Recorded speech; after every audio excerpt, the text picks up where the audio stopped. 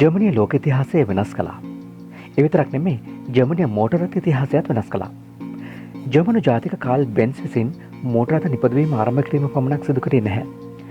මෝටර රථ ලෝකයේ උඩු යටිකුරු කරන්නටත් ඔහු සමත් වුණා. ඒ හැම දෙයක්ම සිද්ධ වුණේ ජර්මනිය කේන්ද්‍ර කරගනිමින්. ඉතින් ජර්මනියේ බිහි වුණු මේ අති විශිෂ්ටතම ඉංජිනේරුවරයා පිළිබඳවයි මේ කියන්නට හදන්නේ. 20 වෙනි සියවසේ විශිෂ්ටතම මෝටර රථ ඉංජිනේරුවරයා තමයි ඔහු. අපි කවුරුත් හොඳින් දන්න වොල්ක්ස්වැගන් නම් මෝටර රථය නිර්මාණය කළේ ඔහු. ඔහු නමින් ෆර්ඩිනෑන්ඩ් පෝෂ. මේ වෙද්දි ලොව ජනප්‍රිය මෝටර රථ වෙළඳ නාම එකතුව තියෙන්නේ වොල්ක්ස්වැගන් සමාගම් ජාලය සතුවයි. වොල්ක්ස්වැගන්, පෝෂ, ලැම්බෝගිනි, බෙන්ට්ලි, බුගානි, ඩුකාට්, අවුඩි වගේ වෙළඳ නාම රැසක් ඔවුන් සතුව තියෙනවා. මේ සටහන පෝෂ සමාගම ගැනයි. ඒ ගැන විමසන්නට නම් වර්ෂ 1931 තරම් ඈත අතීතයට යන්නට ඕනේ. ස්ටුට්ගාට් නම් වින්ට්බර්ග් හි පිහිටි ජර්මානු නගරය කේන්ද්‍ර කරගන්මින් පෝෂ සමාගම ආරම්භ වුණා. ඩොක්ටර් INGHCF පෝෂ AG නමින් එය එකල හැදෙන්නුණා. පෝෂ සමාගම මුලින්ම ආරම්භ කළේ මෝටර රථ නිෂ්පාදනය වෙනුවෙන් නෙමෙයි. ඉංජිනේරුවෙක් වන ෆර්ඩිනෑන්ඩ් පෝෂ ඇතුළු කණ්ඩායමක් විසින් මේ ආරම්භ කළේ මෝටර රථ නිෂ්පාදනය පිළිබඳ උපදේශනය ලබා දීම සඳහායි. ඔවුන්ගේ උපදේශනය මත නිර්මාණය වූ ලෝක පූජිත මෝටරය තමයි වොල්ක්ස්වැගන් බීටල් කියන්නේ. පෝෂ සමාගම විසින් මුල් යුගයේදී යුද්ධ ටැංකි සඳහාත් සැලසුම් නිර්මාණය කරනවා. හිට්ලර් විසින් ජර්මනිය යුද්ධයට ඇදගෙන යාමෙන් පසුව මෝටර රථ වෙනුවෙන් යුද්ධ ටැංකි නිපදවීම සිදු වූ නිසා. හොඳයි අපි පෝෂ මොඩලයන් කීපයක් කතා කරමු. ඊට පෙර ආතුව අඳුරේ සබ්ස්ක්‍රයිබ් කරලා නැත්නම් දැන්ම සබ්ස්ක්‍රයිබ් කරන්න. මොකද මේ වගේ වැදගත් වීඩියෝ රසක් ඔබ ළඟටම ගෙනත් දෙන්න පුළුවන් නිසා. පෝෂ 64 1931 වෙද්දී පෝෂ නාමයේ රැගත් මෝටරයක් සැලසුම් කෙරුණා. වොල්ක්ස්වැගන් බීටල් රථයෙන්ද ආදර්ශය රැගත් මේ රථය මහා පරිමාණය නිෂ්පාදනය කිරීම මග නැවතුනේ යුද්ධය ආරම්භ වූ නිසා. පෝෂ 64 මොඩලය මෝටර රථ තරඟ සඳහා ඉදිරිපත් කරන්නට සිටියත් එයත් යුද්ධය නිසා වැළකුණා. ඉතින් පෝෂ නාමයේ එදිනෙදා නිවෙස්වලට යන්නට තවත් කාලයක් බලා සිටින්නට සිද්ධ වුණා. නිල වශයෙන් වාණිජමය නිෂ්පාදනය ආරම්භ පළවෙනි මෝටරය බවට පත්වෙන්නට පෝෂ 64ට අවස්ථාව ලැබුණේ නැහැ. යුද්ධයේ පරාජය වන අතරේ වොල්ක්ස්වැගන් කර්මාන්ත ශාලාව සහ සමාගමද බ්‍රිතාන්‍ය හමුදා යටතට පත් වුණා. ඒ වෙද්දී ෆර්ඩිනෑන්ඩ් පෝෂ වොල්ක්ස්වැගන් සමාගමේ සභාපතිවරයා ලෙසයි කටයුතු කරමින් සිටියේ. අත්අඩංගුවට පත් වුණ පෝෂව සිරගත කෙරුණා. පෝෂ 356 ඒ කාලේ ෆර්ඩිනෑන්ඩ් පෝෂගේ පුත්‍රයා වන ෆෙරි පෝෂ විසින් මෝටර රථයක් නිෂ්පාදනය කළා.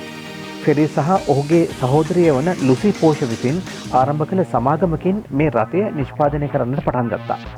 වොල්ක්ස්වැගන් රථය සහ පෝෂ 64 මොඩලයේ අභ්‍යාසයෙන් තැනුණු මේ රථය මගී ආසන දෙකකින් පමණක් සමන්විත වුණා.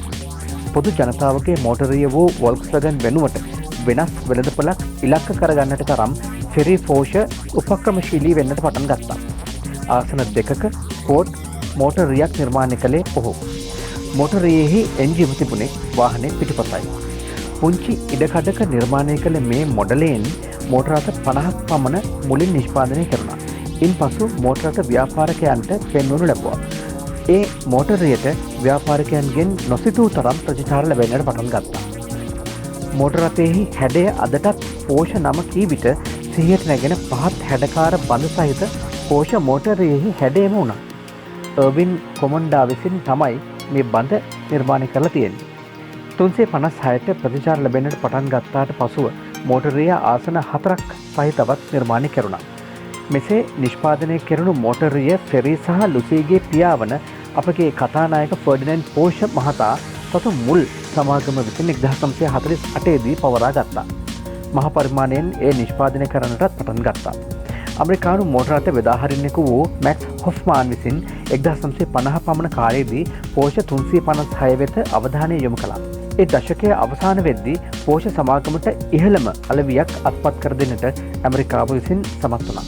පෝෂ 911 පෝෂ 356 මෝටරය නිෂ්පාදනය සම්පූර්ණයෙන්ම අඩාල වුණේ පෝෂ 911 වෙළඳපොළට පැමිණීමෙන් පසුවයි. 911 රථය ගැන කතා කරන්නට පෙර තවත් පෝෂ කෙනෙකු ගැන කතා කළ යුතුමයි. ඒ ෆෙරි පෝෂගේ පුත්‍රයා ඇලෙක්සැන්ඩර් පෝෂ.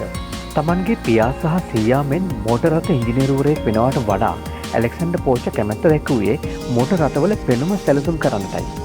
ඔහු කාර්මික සැලසුම්කරණය පිළිබඳ උසස් අධ්‍යාපනය ලබන්නට විශ්වවිද්‍යාලයකට ගිහින් ඔහුගේ හැකියාව ප්‍රමාණවත් නොවන බව සලකමින් ඔහුව විශ්වවිද්‍යාලයෙන් ඉවත් කරුණා. එනිසා ඉන්පසුව ඇලෙක්සැන්ඩර් පෝෂ තමන්ගේ පවුලේ සමාගමේ සැලසුම් අංශයේ රැකියාවකට යොමු වුණා.